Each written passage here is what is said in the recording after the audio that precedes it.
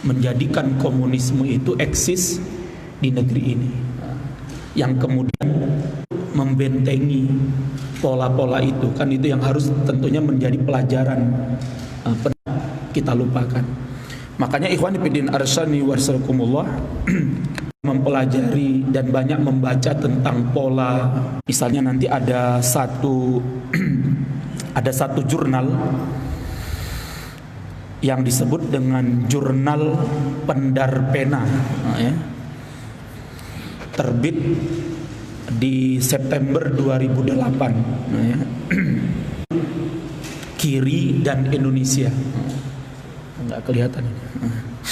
Jadi ada sebuah jurnal yang diterbitkan oleh Pendar Pena, ya, nomor 10 tahun pertama September 2008, ya. Di mana di judul, di muqaddimahnya atau di judul depannya mereka tulis Kiri dan Indonesia. Dan kemudian di bawahnya ada kalimat sama rata sama rasa. Ini kan khasnya komunis, kan. Jadi khasnya komunis itu adalah sama rasa dan sama rata, kan itu bahasa mereka.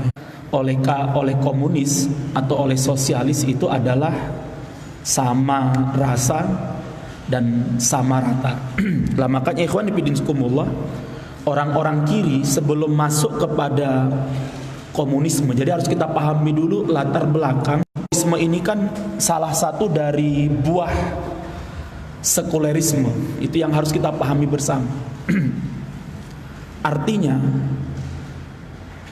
yang kita lakukan dalam rangka untuk membendung kebangkitan kegagalan kalau kita umat Islam tidak peduli dengan sekularisasi, gitu loh. Ya. Jadi kalau kita menolak komunisme misalnya, kita rame-rame demo ganyang PKI, ya. Kemudian tulisan-tulisan yang mengajak kita untuk mengganyang PKI itu bukan kesalahan, tidak salah. Tapi tidak cukup hanya di situ. Jadi pintu masuknya komunisme itu adalah apa? Memisahkan agama dari dunia, memisahkan politik dari agama. Itu namanya sekularisme. Bahkan munculnya sekularisme kebencian kepada agama, sehingga kemudian orang, karena memang ada sejarah yang cukup berat dirasakan oleh orang-orang Eropa pada abad ke-14 sampai abad ke-8, ya. Di mana pada abad apa? Ya. Error mungkin, ya. Ya sudah. Nah, jadi saya ingin jelaskan aja nih supaya kita pahami bersama. Jadi pintu masuk komunisme itu adalah apa? Sekularisme, ya. Dan sekularisme hari ini berjalan begitu pesat di negeri kita ini. Satu sisi kita menolak komunisme, bahkan kita ganyang komunis. Tapi pintu masuknya seseorang menjadi seorang komunisme yang bernama sekularisme ini tidak pernah kita tutup atau tidak pernah kita bendung, maka ini akan mengalami apa? Kegagalan. Lah mayoritas hari ini kita memang anti PKI, tapi ketika ditanya apa itu PKI dan bagaimana pola geraknya PKI, banyak di antara kita yang tidak memahami. Lah makanya ikhwan fillah, jadi saya katakan sekali lagi bahwa sekularisme itu adalah pintu masuk daripada komunisme, sosialisme. Sampai 1700-an di Eropa mengalami sebuah dunia kegelapan, ya. Makanya Renaissance ini disebut dengan apa? Revolusi revolusi cahaya, ya. Karena selama 4 abad, berarti sekitar 400-an tahun masuk ke dalam dunia kegelapan. Maka muncullah kemudian revolusi Perancis atau Renaissance ini yang membawa kepada ya, kepada kepencerahan atau enlightenment atau apa namanya itu ya. Jadi pencerahan. Kenapa? Karena selama lebih kurang gereja-gereja di Eropa itu melakukan tindakan-tindakan keji terhadap penganut gereja yang kemudian sering disebut dengan istilah inkuisisi atau inquisition ya, atau inquisition ya. Antum bisa lihat nanti di YouTube itu bagaimana kejamnya gereja pada abad itu terhadap penganut gereja ya. Spanish Inquisition misalnya ya. Inkuisisi di Spanyol misalnya, atau Jerman Inquisition. Tulis saja di YouTube nanti ada itu ya. Atau tulis saja inkuisisi. Jadi inquisition itu adalah cara, jadi itu film atau merupakan sebuah apa namanya kayak ya sejarah lah bagaimana dulu inkuisisi itu dilakukan di Eropa. Jadi gereja kelompok apa namanya kaum gerejawan ya. Sampai misalnya terbunuhnya apa namanya misal kayak sejarah misalkan termasuk terbunuhnya sebagai apa namanya hari untuk mengenang cinta atau jatuh cinta kasih sayang ya. Itu juga akibat daripada apa inkuisisi ya. Walaupun ada juga yang mengatakan itu sudah terjadi sebelum abad itu. Yang jelas ketika orang-orang gereja banyak dibunuh, kemudian dilecehkan, kemudian disiksa, dan gereja itu berubah dari tempat ibadah menjadi tempat apa? Penyiksaan. Jadi di bawah-bawah gereja itu ada tempat khusus untuk eksekusi yang dianggap mereka menentang kebijakan-kebijakan gereja ya. Misalnya saya pernah juga membaca misalnya kayak ada seorang Galileo misalnya. Misalnya gereja mengatakan bahwa bumi itu datar kan gitu ya. Bumi itu datar ya. Sedangkan hasil penelitian tapi bumi itu adalah apa? Bulan ya. Maka dia kemudian apa dianggap menentang kebijakan gereja dan akhirnya dia dieksekusi mati. Lah oleh sebab itulah kemudian muncul gerakan-gerakan ya, gerakan-gerakan yang membawa tidak lagi percaya dengan agama Kristen, tidak lagi percaya dengan pendeta, kemudian dibawa untuk percaya kepada para ilmuwan atau kepada para saintis, sehingga akhirnya kemudian pasca revolusi yang sangat dahsyat, apa perubahan itu? Di mana seseorang kemudian tidak lagi percaya dengan agama ya. Orang sudah tidak lagi nyaman dengan yang namanya agama. Mereka kemudian merasa apa? Lebih nyaman, lebih bebas tanpa adanya agama. Ada sekularisasi. Dari sekularisasi inilah kemudian nanti lahirlah paham belakangannya adalah kalau kemudian kita di satu sisi sibuk berbicara tentang komunisme, sedangkan sekularisasi hari ini berjalan terus alami kegagalan. Lah kemudian pintu sekularisasi itu dari mana? Pintu sekularisasi itu ada pintunya lagi. Jadi sekularisasi melahirkan komunisme. Lah pintu masuknya sekularisasi itu juga wajib kita harus bendung sekularisasi.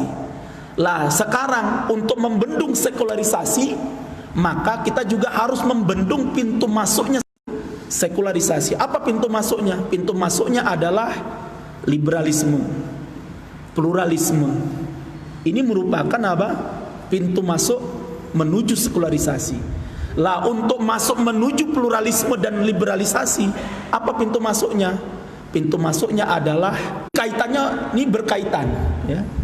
Jadi oleh sebab itu kita hari ini kagum dengan upaya-upaya yang dilakukan oleh pemerintah Indonesia berkaitan dengan apa? Dengan yang namanya deradikalisasi. Padahal deradikalisasi yang dilakukan di Indonesia itu adalah apa? Intinya adalah deislamisasi, ya. Jadi kalau radikal itu kan, radikalisasi itu kan orang berubah danarnya kan gitu. Dan itu sudah dilakukan oleh banyak para ulama-ulama kita. Ya misalnya bagaimana Imam Hasan Al-Basri rahimahullah ta'ala misalnya ketika ingin mengubah mindset ekstrimnya pendiri dari Bilah yaitu namanya adalah siapa namanya Wasil bin Atha ya, jadi pendiri daripada Mu'tazilah itu namanya adalah Wasil ya, Wasil bin Atha. Dia waktu itu mengkritisi sifat Ta'ala. Nah, jadi salah satu ciri khas Mu'tazilah adalah apa? Mengkritisi keadilan Allah. Makanya kalau kita lihat nanti dalam buku-buku yang ditulis oleh Mu'tazilah, mereka selalu mengkritisi bahwa Allah itu tentang apa? Penciptaan neraka ya. Jadi kata Wasil bin Atha, bagaimana Allah itu adil di saat manusia yang kemudian disiksa di dalam neraka yang tercipta dari api. Kita dari api juga disiksa juga dalam api.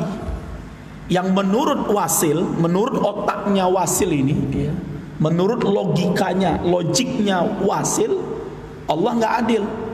Kenapa? Manusia yang diciptakan dari tanah dalam api, sedangkan iblis yang diciptakan dari api juga disiksa juga dalam api. Yang menurut logikanya iblis, logikanya si Wasil tidak merasakan apa? Tidak merasakan kesakitan.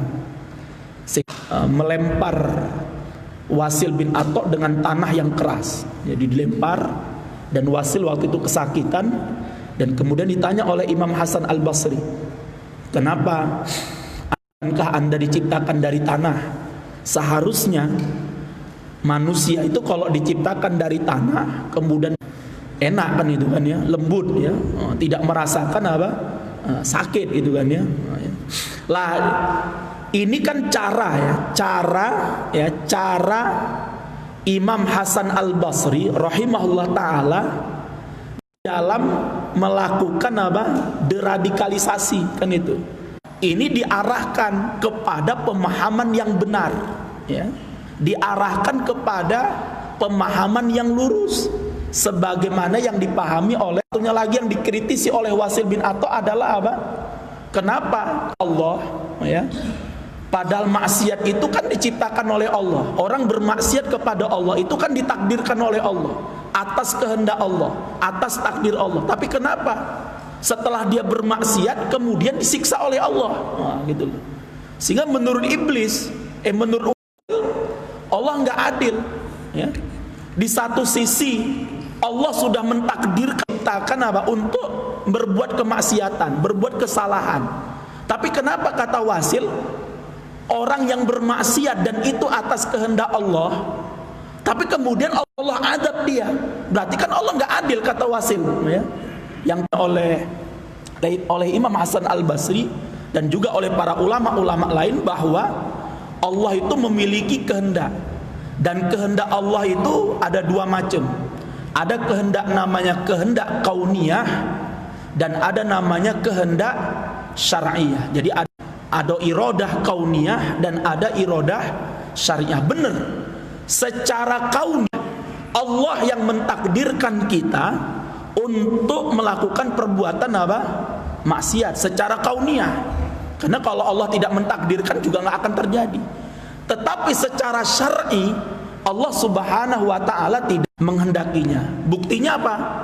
Atau Allah sudah mengingatkan melalui hadis-hadis Rasulnya. Misalnya apa? Tentang keharaman khamr misalnya.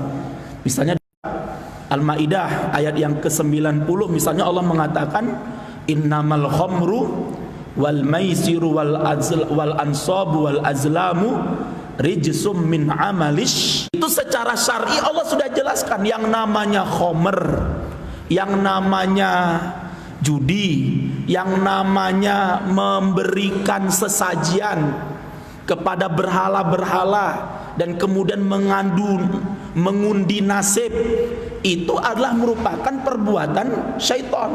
Fajtanibuhu, berarti ini sebuah larangan. Tetapi kalau kemudian ada orang yang terjerumus ke dalam perbuatan maksiat yang berupa judi misalnya, secara Takdir kauniyah itu ditakdirkan oleh Allah, tetapi secara syariah Allah tidak menginginkannya. Sehingga kalau kemudian orang melakukan kesalahan sih, apakah itu sebuah keadilan ataukah itu sebuah kedoliman? Misalnya ada orang ya, seseorang misalnya antum jadi guru, murid antum misalnya naik kemana misalnya, naik ke atas meja joget-joget misalnya, atau ada yang menampar gurunya. Waktu kita masih kecil biasa ya, murid itu ditampar guru tuh biasa. Kalau kita lapor sama orang tua kita, jadi saya masih ingat itu ya. Saya masih ingat waktu saya SD, ya namanya anak-anak kan suka jalan kemana-mana gitu kan ya. Kan sekolahnya di SD Negeri Impres namanya. Gak tahu sekarang di Jawa ada nggak Impres itu? Nggak ada ya? Masih ada ya? Lah nggak jauh dari SD Negeri Impres ini ada namanya SD Negeri 1. Nah, ya. Nah itu sering apa namanya? Sering berantem itu kan ya. Jadi kalau berantem itu ke belakang sekolah, di belakang kamar mandi. Nah itu tawuran ya, bukan tawuran ya. Jadi dulu bukan tawuran, ya berantem ya. Jadi dari SD Negeri 1 berapa datang ke SD Impres, ajak duel gitu kan ya. Wah, ketahuan guru, ya, ketahuan guru. Akhirnya apa? Disetrap, masuk ke kantor. Wah, di apa namanya, tangan kita dipukulkan dan kemudian apa? Dijiwit. Kemudian pulang, saya lapor sama abah saya. Bukan abah saya ambil rotan mukul lagi. Ya. Itu dulu. Sekarang kebalikan. Jadi kalau sekarang murid lapor sama guru, sama orang tua, makanya marah siapa? Nah ini kan perubahan ya. Makanya sekarang ikhwan bismillah, maka sekarang kita jadi guru hati-hati gitu. Gol, nampar, jiwit ya. Dulu biasa kalau rambut panjang itu, kemudian guru kemudian waktu habis upacara itu ditarik ininya, wah itu udah sesuatu yang biasa ya. Guru ditarik rambutnya, kena rambutnya panjang, sama bapak saya ditarik lagi gantian kan ya. Sudah disuruh potong, nggak potong-potong, ngerasakan. Nah sekarang bisa kena undang-undang hak asasi manusia, bisa dianggap apa? Pelanggaran terhadap manusia. Lah makanya ikhwan ibn iskumullah, ini yang harus kita perhatikan. Jadi sekarang ini yang wajib menuju sekularisasi. Pintu masuk menuju sekularisasi ini adalah apa? Liberalisasi, pluralisme dan sebagainya. Lah ini awal mulanya adalah dari apa? Deradikalisasi. Jadi deradikalisasi itu benar. Itu adalah bagaimana orang yang ekstrim, yang radikal menurut Islam gitu kan ya, itu diluruskan, diarahkan supaya dia memiliki pemahaman yang benar.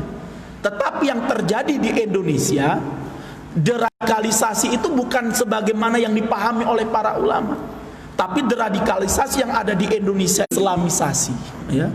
Orang bukan kembali kepada pemahaman yang lurus, tapi kemudian apa? Muncul kebencian kepada apa? Islam. Misalnya apa? Jihad misalnya. Seharusnya kalau deradikalisasi itu benar, maka apa? Dia dibawa kepada seperti ini loh, itu dijelaskan bagaimana jihad yang sesungguhnya itu. Kalau dia jihad secara perang kital, bagaimana jihad kital yang sebenarnya? Itu yang dipahamkan. Tapi hari ini dikira wajib untuk benci kepada yang namanya apa? Jihad ya. Kita diarahkan untuk membenci kepada namanya syariat, benci sesuatu yang berbau-bau jihad. Ini yang terjadi di Indonesia. Sehingga akhirnya apa?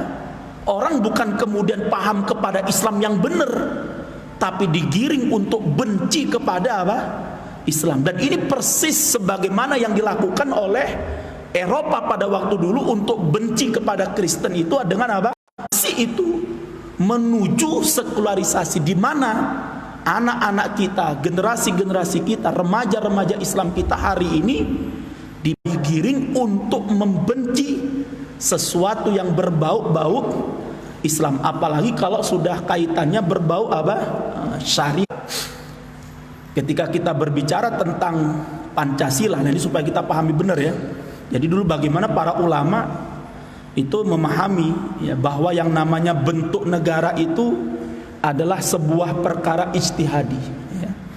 Jadi bukan tauqifi. Ini ya supaya kita paham bentuk negara. Ya, bentuk negara itu adalah merupakan perkara ijtihadi. Tahu ya ijtihadi ya?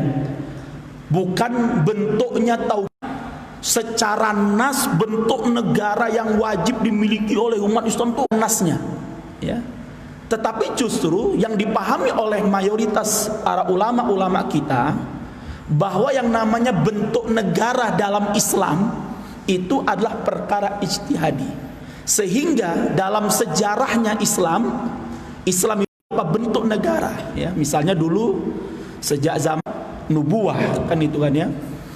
Waktu itu belum ada yang namanya masa negara khilafah, itu kan belum ada pada waktu itu. Para ulama sepakat di masa Rasulullah khilafah atau kerajaan atau apa, tidak ada. Para ulama sepakat ya. Kemudian setelah masa nubuwah, dan itu memang sudah ada nasnya, kata Rasulullah takunun nubuwah, akan terjadi masa kenabian. Setelah masa kenabian muncul kata Rasulullah ya, satakun pada Rasulullah apa? Setelah nanti apa namanya? Setelah berakhirnya masa nubuwah, summa takunu khalifatun ala nahjin nubuwah. Rasulullah menyebutkan, berarti setelah nubuwah kekhilafan dengan nama apa? Mulkan, kerajaan. Sehingga dari sini para ulama menyebutkan berarti apa? Sebenarnya bentuk negara di dalam Islam itu sebenarnya tidak mesti harus khilafah ya, maka dan nubuah ini sudah berakhir, nggak akan mungkin terjadi kemudian khilafah dan kemudian atau disebut dengan monarki. Sehingga akhirnya berdasarkan ilah para ulama kemudian kenapa para ulama-ulama kita ketika di awal-awal pembentukan negara itu sepakat bahwa bentuk negara Indonesia itu bukan khilafah, bukannya kerajaan monark ya, tapi lebih dipilih dengan kalimat yang sesuai dengan negeri ini yang bernama apa? Negara Kesatuan. Hanya bentuknya adalah Republik Jumhuriyah. Dan itu bukan sesuatu yang kemudian kita anggap sebagai sebuah keharaman atau kebid'ahan, karena memang apa? Bentuk negara di dalam Islam. Tapi yang intinya itu dia itu menjadi negara Islam atau tidak, itu adalah pada apa? Hukum yang berlaku di negeri tersebut. Makanya dikunci itu ya. Jadi para ulama kita tuh masya Allah ya. Jadi para negarawan. Jadi Kiai Haji Abdul Wahid Hashim itu seorang negarawan.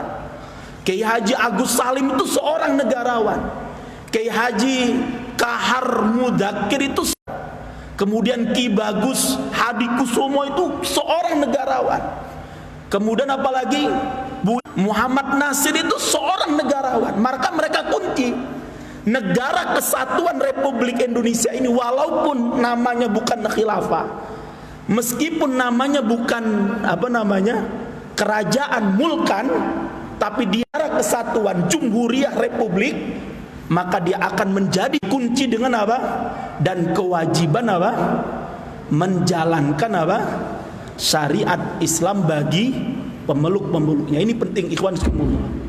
Jadi oleh sebab itulah ya, hari ini ketika kita berbicara tentang syariat, musuh-musuh pernah apa? Tidak akan pernah rela, karena mereka tahu persis meskipun negara Indonesia ini nanti tidak menjadi sebuah negara yang bernama khilafah ya, menjadi ganti gitu ya, khilafah Indonesia enggak ya, tetap negaranya adalah negara apa? Kesatuan Republik yang berlaku itu, yang menjadikan dia sebagai ciri khas negara Islam itu adalah apa? Hukum yang berlaku di dalamnya. Makanya pertanyaannya, apakah Turki misalnya atau sekarang ya orang-orang Salafi, ada sebuah gerakan yang cukup masif di negara kita ini, pertentangan antara dua kutub ini ya, kutub Saudi dengan kutub Turki ya. Sampai kemarin saya supaya ingin tahu persis itu bagaimana gerakan Turkinesia. Ya. Saya kemarin sampai daftar itu ya. Saya daftar, gabung ya. Saya ingin tahu itu bagaimana. Karena di kutub yang lain ada namanya Saudinesia. Nah, jadi ini ada dua. Jadi sekarang umat Islam dipecah lagi ya. Jadi kalau kemarin kampret, sebelumnya sudah dipecah lagi dengan partai-partai, ya kan? Kan umat Islam kan dipecah-pecah itu kan? Ya, jadi demokrasi itu bukan mempersatukan rakyat, ya. Buktinya sekarang kita lihat ya, mereka bersatu kalau dalam sisi politiknya, ya, mereka akan berpecah. Dan kita lihat hari ini bagaimana kaum muslimin itu dipecah di kotak-kotak dengan partai politik ini, ya. Maka kita lihat ya, mereka yang gabung di PDIP ini, wah, betul sangat kekeh dengan PDIP wah, itu kan ya. Dan memandang orang-orang yang berada di partai oposisi, ya, apalagi PKS misalnya, ya, ini dianggap sebagai apa? Sebagai musuh gitu kan ya, sebagai Muslim. Sekarang orang-orang kafir ini mulai memecah kita lagi dengan adanya gerakan Saudinesia dan Turkinesia. Ya. Saudinesia itu diwakili oleh kelompok-kelompok Salafi, orang-orang yang mengklaim bahwa dirinya adalah paling apa?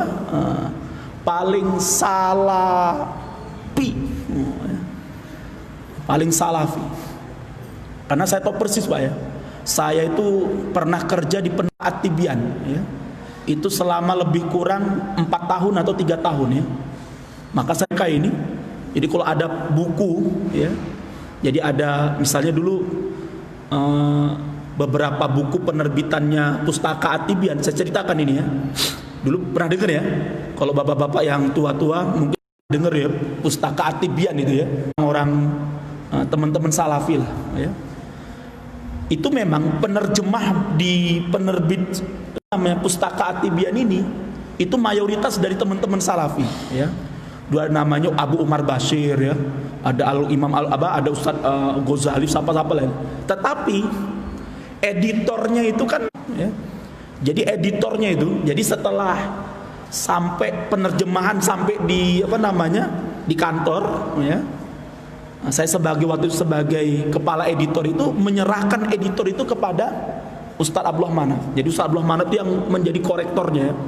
Jadi salah kita tulis itu di buku itu kita tulis ya, editor ya, Dr. Handes Abdullah Manaf Amin. Itu tidak diterima Pak oleh orang Salafi.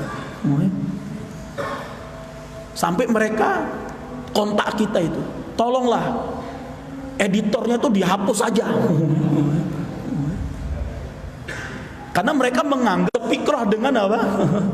Salafi. Ini jadi sampai seperti itu ya. Nas'alullah afiyah.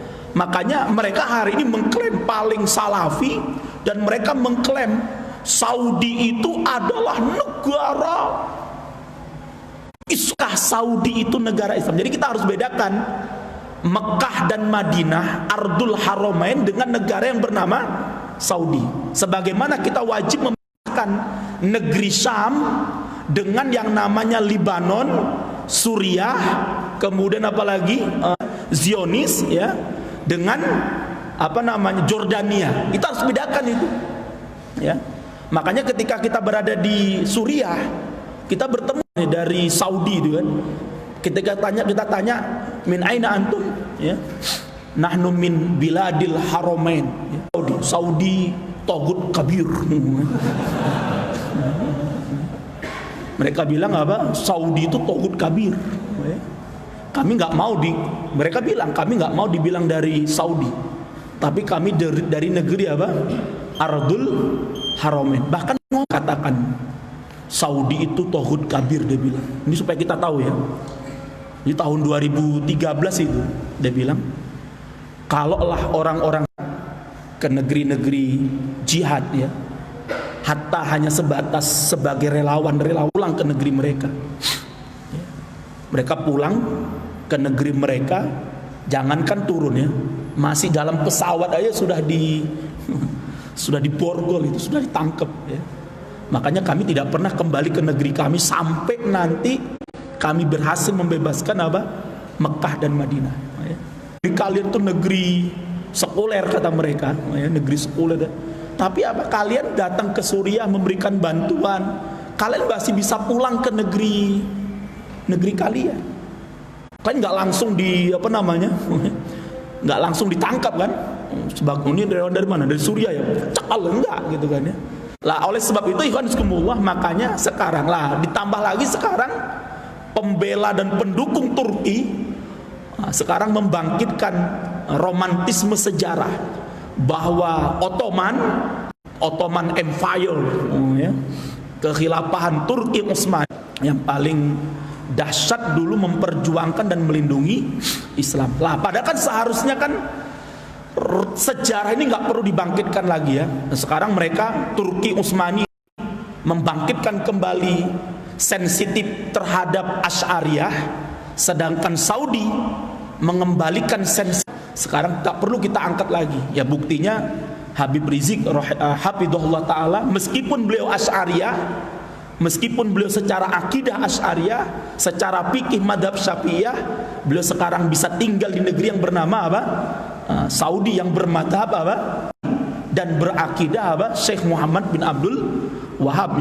Ini tidak menjadi sebuah gerakan untuk kemudian memisahkan lagi umat Islam. Jadi oleh sebab itu, ikhwan fillah arhamukumullah, maka sekali lagi saya katakan, kalau kita ingin membendung gerakan komunisme, maka dari pintu awal masuknya, yaitu yang bernama deradikalisme, ini wajib kita bendung. Itu yang pertama. Yang kedua yang harus kita pahami bersama adalah undergo komunis itu kan ada 4 ya. Yang pertama adalah kelompok mahasiswa, yang kedua adalah kelompok petani, yang ketiga adalah kelompok seniman, dan yang keempat adalah kelompok. Ini yang sekarang terus didekati oleh kelompok komunisme. Sebagai seorang muslim dan seorang aktivis muslim kemudian anti dengan kelompok ini, kita jauh dengan kelompok petani. Bahkan kita tidak peduli dengan mereka yang hari ini terjerat dengan riba, terjerat dengan utang piutang di bank-bank atau rentenir-rentenir itu, didolimi dengan dengan biaya pertanian yang begitu menyakitkan, tapi hasil pertanian itu sangat menyedihkan. Bayangkan Pak, sejak eranya Jokowi ya, sejak berarti sekarang berapa tahun yang lalu ya, pokoknya sejak rezimnya karet dan sawit itu tidak ada harganya ya. Jadi sampai hari ini, kemarin saya tanya sama bapak saya itu, jadi bapak saya itu sampai setahun lebih itu nggak motong karet itu. Kenapa? Harga karet tuh cuma 4.000 rupiah ya. Itu bisa bayangkan, 1 kilonya karet cuma 4.000 rupiah ya. Kalau dia punya karet itu 100 pohon itu ya, dengan digigit nyamuk dan macam-macam, paling seminggu dapatnya sekitar 10 kilo atau 20 kilo ya. Cuman dapat berapa berarti? Cuman 80.000. Kerja 1 minggu ya, dalam kondisi nyamuk, kalau hujan cuman dapat uang berapa? 100.000 rupiah. Di saat belum lagi pertanian hari ini ya, ladang dan sebagainya, pupuk harganya meroket, belum lagi yang lain-lainnya. Kemudian harga padinya, gabah dah. Di saat petani panen raya, beras besar-besaran ke negeri ini. Lah sekarang ini sebagai pintu masuk bagi komunisme untuk dekat kepada para petani. Mereka bilang apa? Inilah kalau tidak oleh kelompok yang anti kapitalisme ya. Jadi kapitalisme siapa? Ya Barat lah, Eropa, para pemilik modal. Dan kemudian kelompok sosialis mengatakan apa?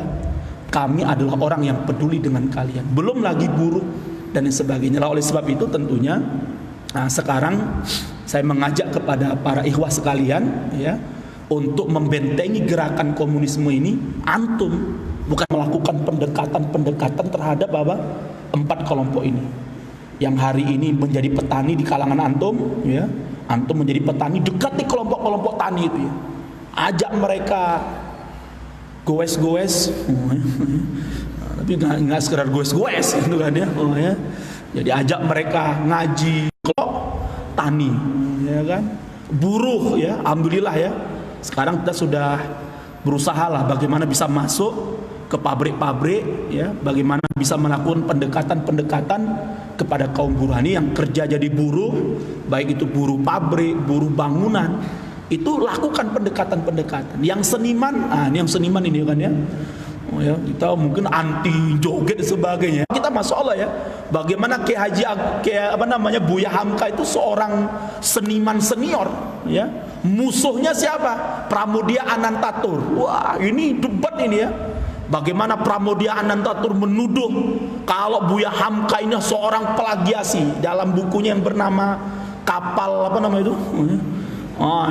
Itu Buya Hamka ini plagiat. Kemudian dibalas oleh Buya Hamka. Tapi akhirnya Pramudia Anantatur akhir hidupnya, Pramudia Anantatur mengirim putrinya yang menikah dengan seorang mu'alaf untuk belajar Islam kepada siapa? Buya Hamka. Kalau sekarang pendekatan senimannya sekarang selalu didekatkan dengan senimannya, wayang kulit, wayang golek, wayang wong, tarian dan sebagainya ya. Itu semua pendekatan. Sekarang bagaimana kita mendekati kelompok wayang itu sebenarnya bisa juga ya kita lakukan pendekatan. Jadi nanti orang main wayang cerita apa itu ya? Bukan lagi kita karo bukan lagi ceritanya tentang misalnya tentang perang, misalnya perang Badar misalnya itu kan ya.